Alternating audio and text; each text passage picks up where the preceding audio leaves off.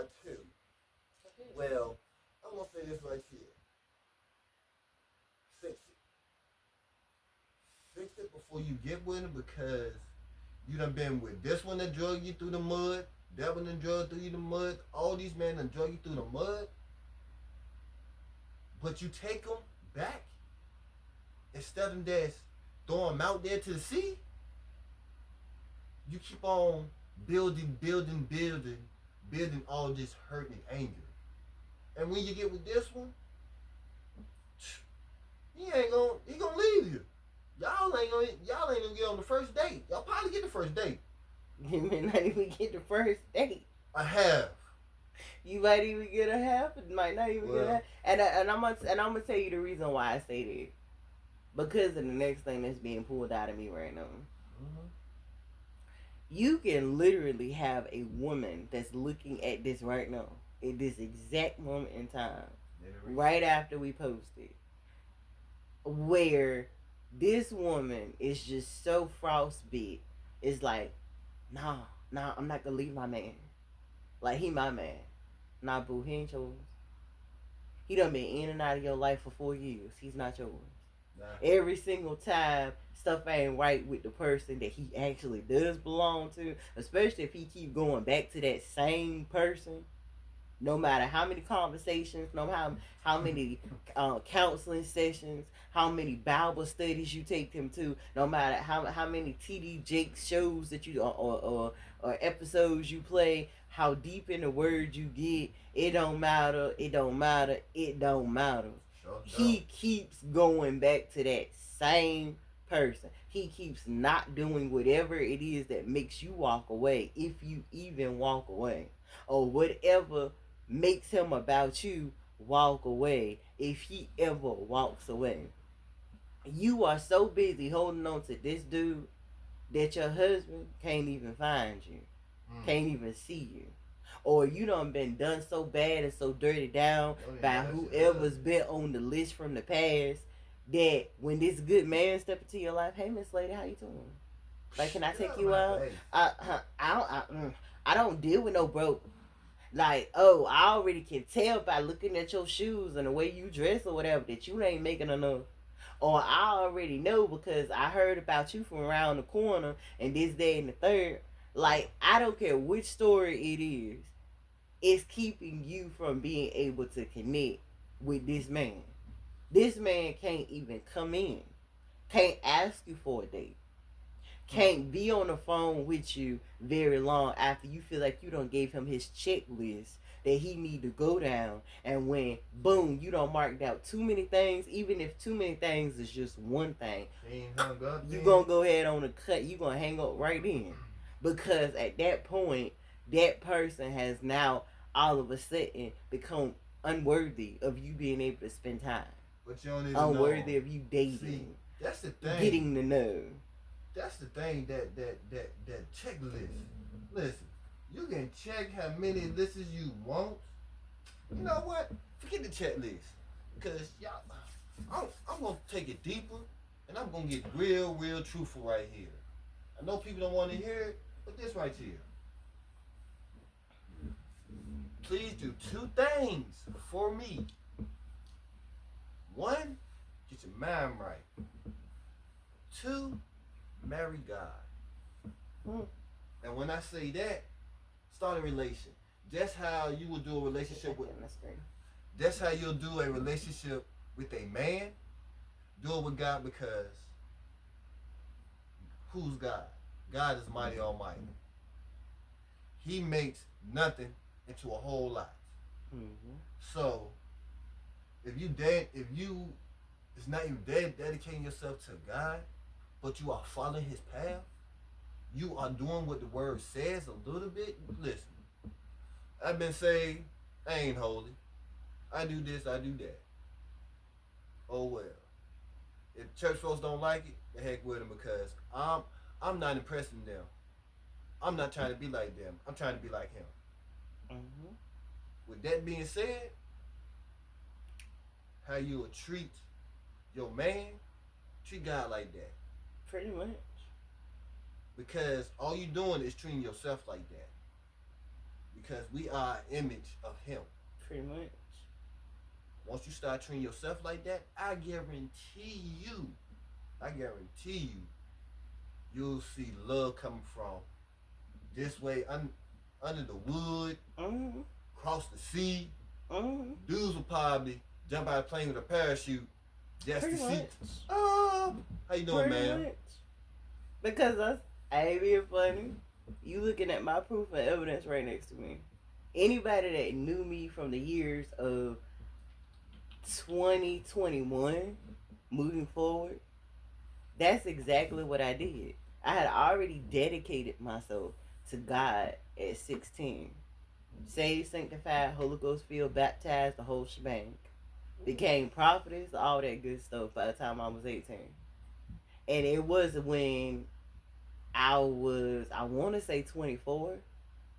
I want to say I was, maybe I was 25 or 26. When I was about 25 or 26. I remember the year. I know it was year 2019. And I ain't gonna go too deep into the story, but I'm simply gonna say that while I was on the next level of my healing journey, I haven't become a spiritualist yet. But when I was on the next level of my healing journey, I literally looked at myself in the mirror and I was journaling back then. Like every morning, I was getting up, meditating, and journaling. And I was in the worst situation of my life at that time. Well, not the worst. Not now. The worst has come along and gone. But at that time, it was the worst. Excuse me. And I remember saying, you know what, God? Where you go, that's where I go. Where you lodge, that's where I lodge. Your people are my people, and you always gonna be my God. And I said it over and over and over again. Well, what was so special about 2021 was I went all out. I had always said that when I got to a level of success, I was out on my own, grown, gone, business on fleek, everything is going good. And this wasn't my first business. This was not even my second. This was my third business. Life was good. I had almost everything that I wanted. I had almost everything that I wanted. And I literally went to the pawn shop and I bought 2 rings. One ring was mine and it had a diamond in it. The other was a band. And that was my husband's ring. And I was in such a deep meditative state in that time of my life that I even, as a psychic, went in within and I was like, you know what, who are you? Like, what's your name? And I'm going to tell you what's so funny. That's the reason why I'm even sharing this, because it goes into this intimacy series that we're doing right now. Because the person said to me very clearly, my name is Sean. He said, my name is Sean. And I dedicated myself to Sean during that time. And I started living my life with Sean. I mean, literally before this happened, during and after this happened, I would not sleep on one side of my bed. I would leave a pillow over there, and that side of the bed would just stay smooth and perfect, because I would never lay over there. One half of my closet, I never put no clothes over there. I put all of my clothing on one side of the closet. On one side of the closet underneath where the shoes went to, I kept that completely empty. And I only put shoes on my side of the closet. When I sat down at my dinner table, my breakfast table, my lunch table, I didn't put out one plate. I put out 2 plates, 2 forks, 2 spoons, 2 knives, even 2 glasses. And I literally started living my life like that from 2021 until I had no choice but to stop doing it in 2022. And that's when I ended up becoming street homeless. But my point is, what's your name? Deshaun. Say it so they can hear. My name is Deshaun. Okay. Please meet y'all. Sean, I didn't know this man. The craziest part about it, like, we're gonna go and do our whole little story time sometime at some point. But the funniest part is we grew up down the street from each other. What's crazy about it, her family, hey, I grew up with him, but she don't even know him. I don't even know that side of my family. I know them better than she do. Exactly. So, and how we ended up meeting, we had to meet when I was in Newport News, Virginia. Far, far away. It's like a movie. Some movies that have said it. Matter of fact, Shrek, when he said a land far, far away. I had to go across the sea and exactly, far, far away. The promised land. In order for me and this man to meet, and I didn't choose him. He chose me. And everything about him, like the great, awesome, and amazing things about him, I didn't pray for those things, y'all. I didn't ask for those things. Number one, it never occurred to me to ask for him. Number two, even if it had, I still wouldn't have asked for him because I would have believed this is where they enter. That's why I said this goes together. This goes along with the intimacy part. Until I got him and all the things that I was doing for myself when I was by myself with being married to God, because at any time I would always tell people I'm married to God. Like, that's my husband. And that was true. Sean became an extension of my husband, but I had already been married to God for a very long time. If you ask me when I married God, I married God when I was 24, 25 years old. When I dedicated my entire life to him. When I said, you know what? I see these changes. I feel like, matter of fact, I'm in the eye of the storm. So therefore, while I'm in the eye of the storm, as long as I'm in the eye of the storm and even past every storm that I end up going through, God, wherever you lead me, you guide, how you provide, how you give, what you do, my life is yours. Yeah. But also this too, though. There's a match made in heaven. Everybody got their partner. There's somebody for you. If you don't believe it, it's true. Oh, it's also true. So, yeah, just love yourself and love God. And Pretty once much. you start doing that, your mate will come there. I'm gonna show right on up. Matter of fact, if you start loving your surroundings, your house, this and that, you will see. You will get up smiling, look like you done had about 3-4 rounds with your husband, hair looking all wild. I ain't gonna hold you. Straight. I ain't gonna hold you. Good morning, baby. Good morning. And exactly. You just kissing on the pillow. Pretty much. But that pillow is him. And start having conversations with him. Not in person though. I mean in person. Start having conversations with him.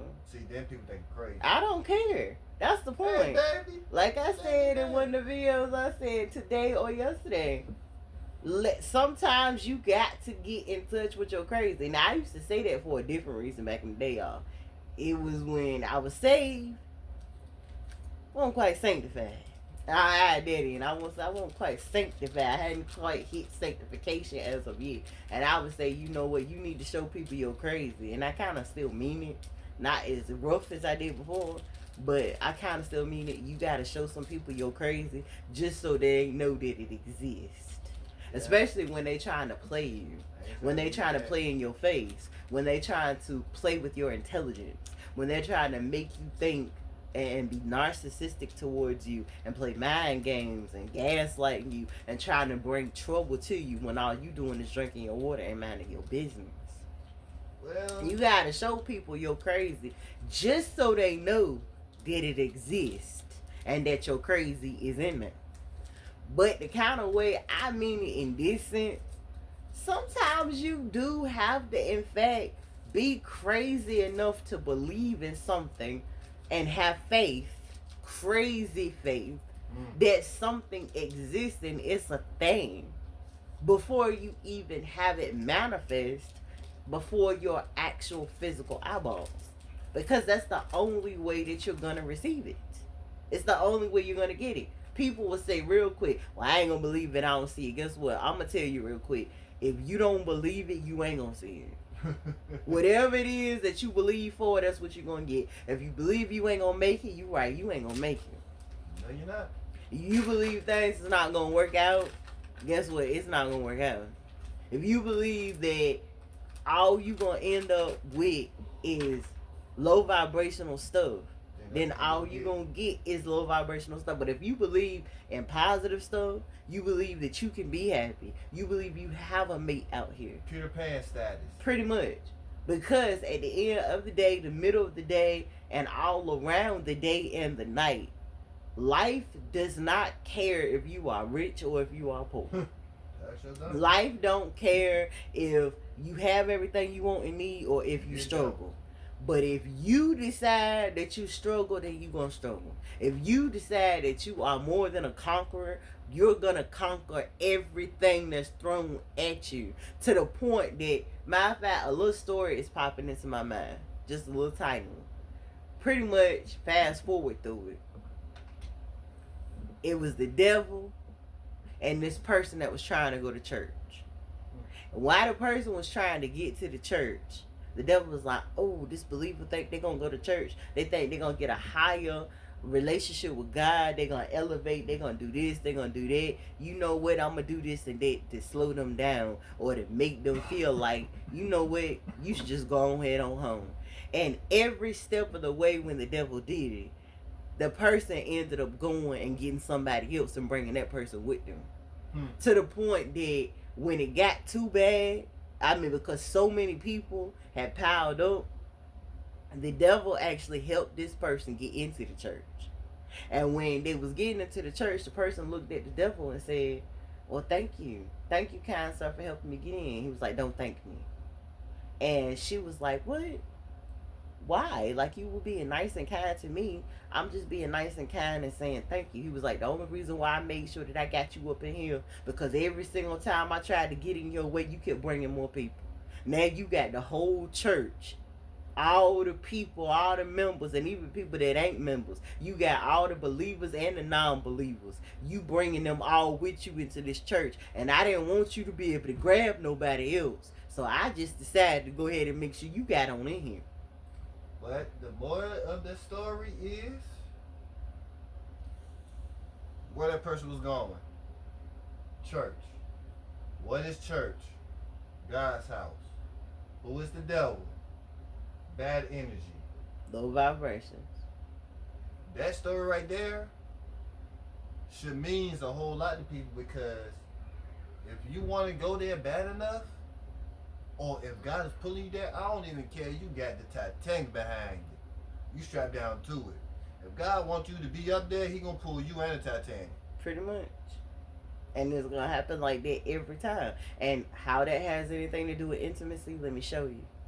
If you're not intimate with yourself, if you don't believe that you are beautiful, that you are handsome, if you don't believe that you are worth it to be with the right people, to go through the right things, to have the right experiences, to enjoy the fruits of your labor, the fruits of all of what you done been through, all the pain, all the humiliation, all the degradation and degradation, all the hurt and pain, all the tragedy, all the trauma, all the triggering, and all the stuck emotions. If you don't counteract those things and renew your mind, and renew your intimacy level. And if you were never dedicated to yourself and you were never intimate with yourself, if you don't start doing those things now, the worst thing in the world that can happen to you is you end up with somebody that don't give you those things either. End up with somebody that I feel more alone now that I got you than I did when I was just by myself. That's double worse. Like, that's really gonna take you down. Yeah. When you end up with somebody that's just riddled with all the low vibrational stuff, the negative stuff of all your exes. The people, and like, it keep happening to me again. It keeps happening again. And you don't wake up and smell the coffee and say, hold up, why is this happening again? Why am I attracting this man or this type of woman into my life?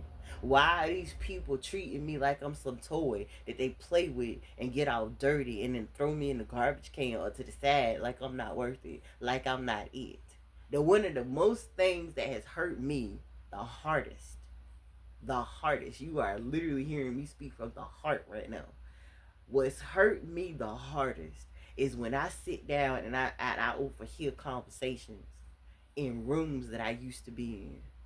When I had somebody, whether it was a man or a woman, sitting in my face, whether it was an intimate type of thing because we were sex active with each other, or this was a so-called friend or whatever, sitting in my face, talking to me, and I'm listening, doing things to me, and I'm putting up with, and I'm dealing with it, and I'm validating it, and I'm allowing it. And I just sit and I think to myself, and myself be like, we actually allowed that person to think that they were better than us. We actually allowed this person. Actually, I ain't being funny. No disrespect. If this hits somebody, it is what it is. I actually allowed this thing. Not even a person. I allowed this thing to make me feel less than what and who I am. I know who I am. I allowed this person, well, you ain't used to this. You from North Carolina. Or you ain't used to that. You a country girl. Or you ain't used to that. You a Christian girl. Or you don't know this. And it's like, hold up, wait a minute. But I do. But I do though. I do know. All these things that you are throwing accusations and darts at me, those darts don't even belong to me, because everything that you said against me was wrong. Just because I didn't open myself, I didn't feel safe with you. I didn't feel secure with you. I didn't feel happy with you. I knew, and God knew, more importantly, that you were not for me. So therefore, everything that you didn't get from me, or you feel like and believe you didn't get from me, not only did you get more than you should have, longer than you should have, because you never should have even been on my radar. You should have never been in my bed. You should have never been in my house. I should have never been in your house. You should have never been on my phone. I should have never even been on your phone. I shouldn't have been chasing you. And I shouldn't have allowed you to chase me. Whether you were a friend, family, like I said, ex, I don't care. You weren't on my level at all. And yet I allowed it. That's the biggest part. It's not even what you did to me. It's what I allowed you to do to me. It's how I allowed you to treat me. So I let you do it. Because I let you do it. I was my most valuable prize. I am, and I will always be the prize. But I let you treat me like I was a piece of dirt. That's tragedy. When you look at yourself in the mirror and you listen to them conversations play over in your head and your mind, and again, this is not to break you down. This is to build you up. If it is breaking you down, it's to break down the pieces in you that need to be broke down in order to make room to build up what needs to be built up within you. If this is hitting you, God put this on our mind to deliver this to you. And what she said is true. Don't take this as an insult. Take this as a test.